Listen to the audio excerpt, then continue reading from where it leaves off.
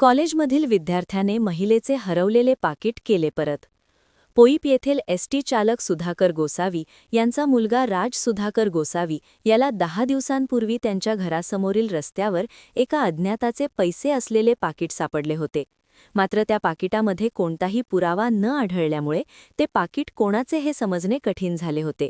अखेर पोईप येथील रिक्षाचालक महेश पालव यांना याविषयीची खबर लागताच त्यांनी राज गोसावी यांना भेटून या पाकिटावर माहिती घेतली व पाकीट उघडून पाहिले असता सोनवडेकर आडनावाचा कागद मिळाला. त्यावरून महेश पालव यांनी हे पाकीट राठीवडे येथील सोनवडेकर असल्याचे सांगितले. त्यानंतर त्याच्याशी संपर्क साधला असता सदरचे पाकीट माझेच पडले होते असे राधा नंदकिशोर सोनवडेकर सांगितले. तब्बल 4 दिवसांनंतर आज रोख रक्कम 11,500 रुपये असलेले पाकीट राज गोसावी यांनी राधा नंदकिशोर सोनवडेकर यांना सुपूर्द केले आहे. राधाताईंना त्यांचं हरवलेलं पाकीट मिळालेलं आहे. त्याच्याबद्दल त्यांनी 2 शब्द बोलावे अशी अपेक्षा. आता मी जे पाकीट सांडलं एवढ्या रहदारीच्या रस्त्यावर ते मिळण्याची आशा मी सोडून गेलेली.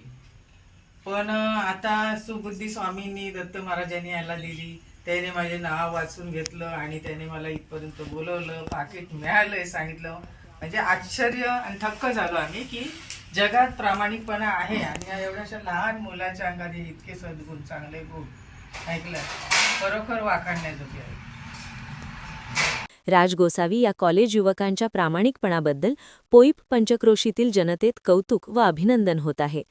राज गोसावी या कॉलेज युवकाने आपल्या प्रामाणिकपणाचा आदर्श सर्वांसमोर ठेवला आहे. यावेळी संपदा गोसावी, प्रवीण पांचाळ, सागर सोनवडेकर, राधा नंदकिशोर सोनवडेकर इत्यादी उपस्थित होते. ब्युरो रिपोर्ट, जनादेश.